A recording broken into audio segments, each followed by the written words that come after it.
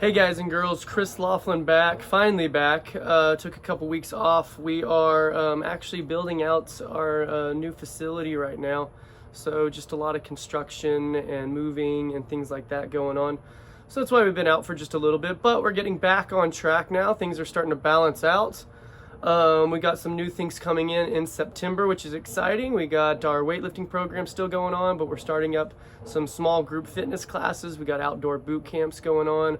We're kicking out new programs, 6, 8, 12, 16-week programs. They're just like one-time purchases that will all be coming out pretty soon. So be looking forward to that. But so that means we're going to kind of get back into doing some of these podcasts regularly. And we've got some great guests lined out in the near future. Today, though, I'm going to be doing my typical Thursday Q&A, so we'll keep this short and sweet. One of the first questions I got is whether I thought that we would ever get back to having like in-house competitions and in-person meets and things like that. And me, personally, I 100% believe that we're going to get back to normal, that we're going to have, we're not going to have limited space in our group trainings, and that people are going to be able to start sharing platforms again, and that we're going to have in-house meets and large meets again. If history has kind of shown us that we've been through some things that are similar to this, and we do get back to some normalcy. So for those that have probably been impacted a lot harder than I have, I'm sure it's a lot harder to see kind of the light at the end of the road, but I believe that we will definitely get back to some normalcy, and right now we just got to try to do what we can to grind through. I do think that it's going to be a little while. I think that we're going to have, I think it's going to get tough once we hit kind of flu season again. I think that we're going to have maybe a rough winter, but I think as we start getting into 2021, and especially probably closer to the middle of 2021, we're really going to start seeing things get a little bit better.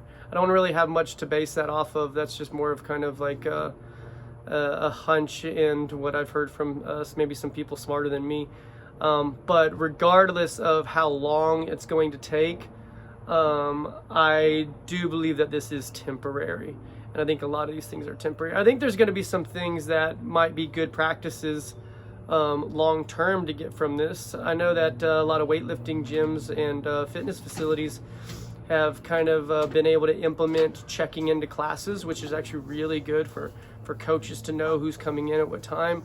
So I think having things like those for gyms are good long-term policies.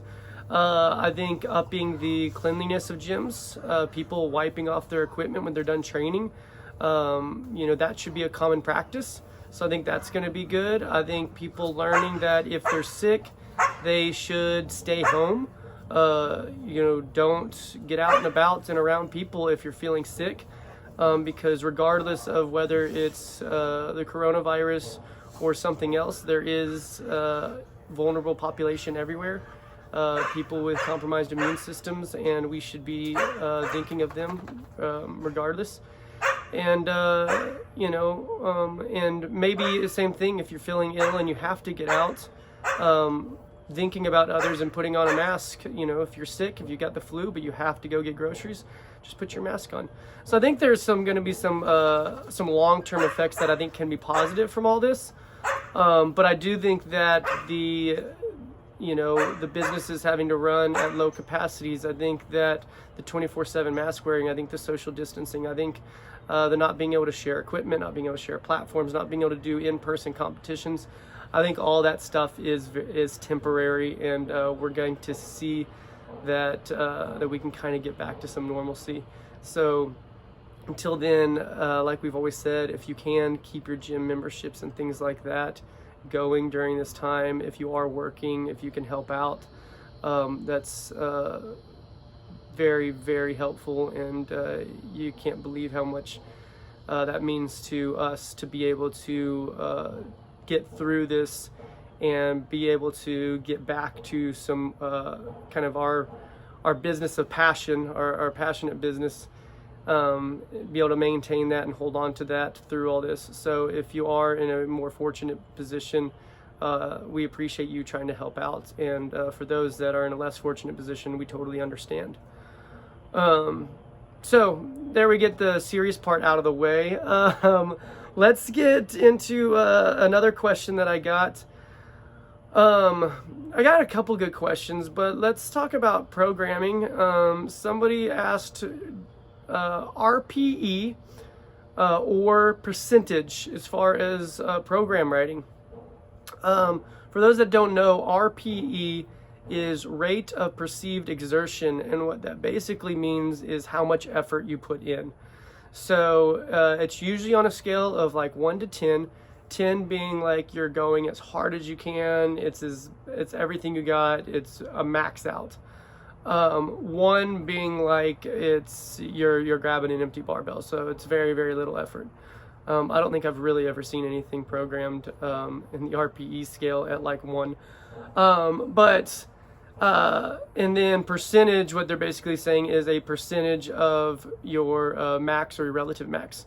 So 80% on a back squat for sets of 3, you would take 80% of your 100%, and you'll be doing 3 reps at that 80%, whatever that weight ends up being.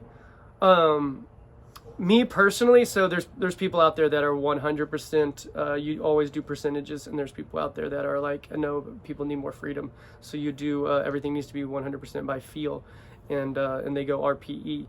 But there's positives and negatives to both.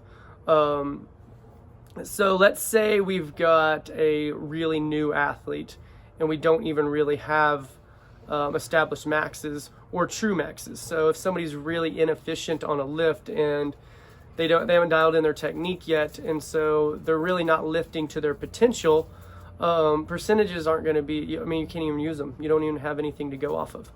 So that's 100% when you would have to go by feel. Let's kind of work up to something that's a little bit challenging, but technique's not, falling apart. Basically kind of the idea of an RPE. And then the other thing that I think can get sticky about straight percentages is people can get very married to that number that they're trying to hit. So if I'm like, today you've got 4 singles at 92%, and 85% is feeling terrible that day for somebody because they had a long work day, or they're stressed out, or their body just doesn't feel recovered, and they 85% felt really, really heavy, but hey, I got to get to 92%, and then they just fail, and it just feels like a really bad training session. Whereas if I would have changed that and said like a 9 RPE, then maybe they would have stopped at 85% because that felt like a 9 RPE. That felt like it was something really, really challenging and heavy.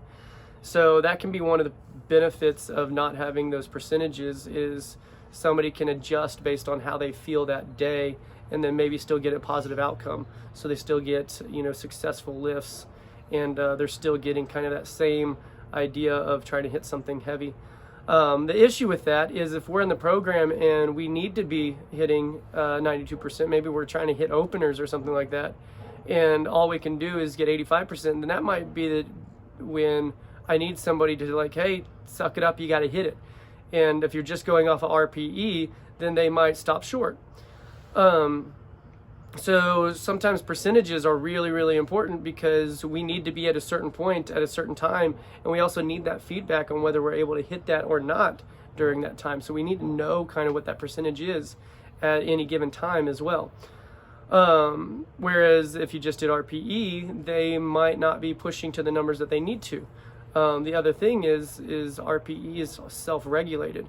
So if it comes down to like RPE for a snatch and clean and jerk, that can totally change from lift to lift. It's a little bit easier to do RPE on the strength movements, the press, the squat, the pull, or the deadlift, because it's a little less technical and it really is kind of by feel. But everybody knows that they can take one snatch at maybe 90% and it feels like 80%, and then they try to go up 2 kilos and they're nowhere near. So it's a lot harder to regulate the RPE sometimes when doing the full lifts. all that being said, I prefer to program both. So my program will have a combination of RPE and percentages. So it leaves it open for them to kind of work based on how they feel at certain times of the week and certain times during the program. But it also has very specific percentages that I need them hitting at certain times in the program and certain times throughout the week. So my programs are really a combination of RPE, percentages, or sometimes just like writing notes. So, like I have a difference between a heavy single and a max. Heavy single means we're working up to something challenging that feels heavy, but we're not really breaking down technically or really grinding.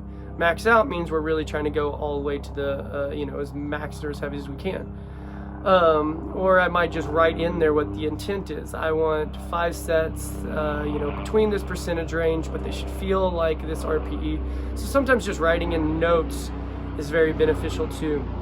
So my programs, I try to utilize it all. And that can be beneficial because if somebody's feeling really good, then, if I'm programming RPE, maybe they can take advantage of it and hit some better percentages. And if I were to just say, no, you got to stop at 75% today because that's the percent we're doing. And sometimes people, with their work schedules or shift work and stuff like that, there's very small opportunities of when they're feeling good. And sometimes we want to take advantage of that. And I'm not going to be like, oh, no, we need to stop at 75% on this rare situation where you feel really recovered and we can really, take advantage of that. So at those points, I would let them probably try to go heavier. So I like to have a combination of both. Usually the percentages are going to come in the form of when we for sure get to like the full lifts. So you might see a little bit more RPE with, complexes and things like that. But then let's say we're doing snatch waves, I'll probably have percentages for those waves. Usually at the end of the week or day 4 of training is almost always snatch and clean and jerks, kind of like our competition day. And those I'll almost always have percentages because I want them to be at a certain point at certain times during the cycle and then also know what percentages they're hitting. So RPE or percentages, my preference is both. But I know great programs that utilize more of one and more of the other. So I really don't think there's a good or bad to either or. I think it's just a coach's preference and also how the athletes respond to them. Some athletes need to be told exactly what to lift. Other athletes, sometimes they're not even going to listen to exactly what a percentage is. They're going to go off of feel anyways. So I like to do both, but there's really no right or wrong. It's how your athletes respond and are they progressively getting better. So anyways, we didn't get much into like technical stuff. I did have some questions in the jerk and in the snatch. So we'll get a little bit more into some technical stuff at the next Thursday talk, but also be looking for in the next couple weeks for some guests to be back on the podcast. We've got a lot of programs, a lot of things going on. I don't have it all up on the website yet, but if you're interested in anything we have coming up or just have questions on what we might have coming up, please reach out, chris@bluewavefitness.com, or you can DM me on Instagram or message me on Facebook. C_Laughlin or Blue Wave Weightlifting. If you like this video and want more of it, please subscribe. If you're on YouTube, there will be a link over here. If you're listening to this via audio, and then please go in, rate us, share us, help us out. This is really beneficial to us, and hopefully it's beneficial to you. So, talk to you all soon, and stay safe.